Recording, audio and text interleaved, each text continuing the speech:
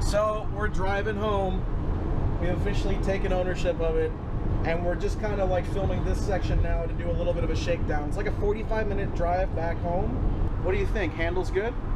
Handles really well. It doesn't, even with as tall as it is, it doesn't like sway back and forth when we change lanes or hit a bump.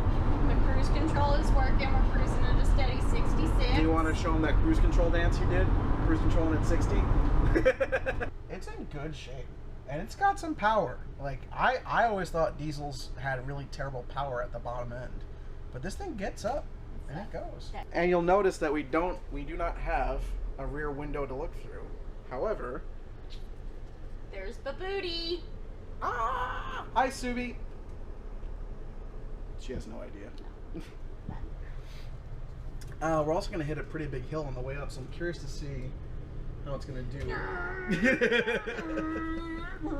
My hydro flask fits. Oh, that's true. Check that out. You guys.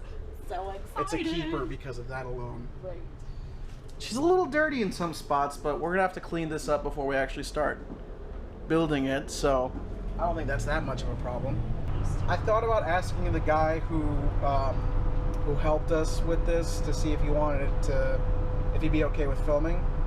But we were kind of in a hurry to pick this thing up, and he'd been through enough. We went through some communication challenges. Well, we'll say that. To try and get everything lined up so we could actually pick it up. But Mike, if you happen to see this, shout out to you for being super manageable, super patient, very helpful with getting all the paperwork lined up. So shout out to you. We appreciate it. This girl in this car next to us is just kind of like, are you like doing a YouTube? Hello. If the footage caught her face, you totally have to blur it out. It's like side-eyeing us hard. It might be because of the GoPro. It might be because we're in a creeper van. Who knows? So another kind of shakedown process is parking this thing. Meg deduced, and it's true, that the length of this van is not that much longer than either of our trucks. But I think because it's tall and the seating position is weird, it makes parking feel like it's done. It makes parking feel like it's more of a situation. In fact, like in between the lines. That's true. So, one of the things that we keep looking for information for is how to remove the floor on one of these vans. This here is basically just a plastic or like rubberized floor, and you can see how thick it is. As you can see, we have all these different bolts here. Some are part of these little hooks that you can use for strapping down cargo, and other ones are just basically fastening bolts, and they're all, you can't really see here. Let me see.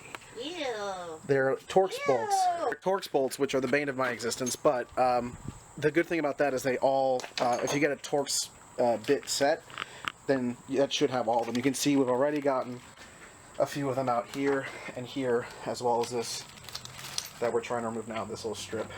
As we described in our initial video, you try to find information how to take it out, and it's almost non-existent. I mean, most people just skip... it's just not there. Yeah, they just skip to the part where they've removed the floor and start working on it. Mostly because they're just looking to get rid of this. Or maybe they'll use it as a template, but for sure they're not going to use it as their floor. Our idea is to try and take this floor, and it's actually in two sections, you might be able to see over there, and we're going to try and reuse it.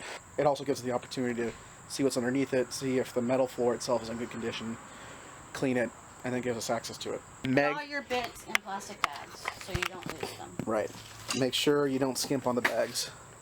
This is Meg's idea, because she's the smart one. Yeah. Hey guys, we did it. This is the floor of the van. I know, it's so incredibly amazing. Everything came out pretty easy. All the bolts and studs all came out pretty easy. The floor itself was like wood and foam, so it was a little bit heavy. But I'm so hyped for this because this was the first step. I don't know, maybe, am I overreacting? I feel like I'm overreacting to that, but I feel like this needs to be recorded for hopefully when this thing is in a good state we can actually drive around in it. It's actually really gross. Like, there's so much built up dirt and grime in every crevice in here, and there's like some metal bits, and debris that's just like fallen out over time. There's also like blown out rivets that I guess they have to take out to take the wall. And yeah, it's like, ah, crap. I think our next step is going to be, we have to get all this crud out and clean the inside. We may even end up having to take out, the plastic for the front seat too. But yeah, I am so freaking excited. This is a small first step, but it is a first step.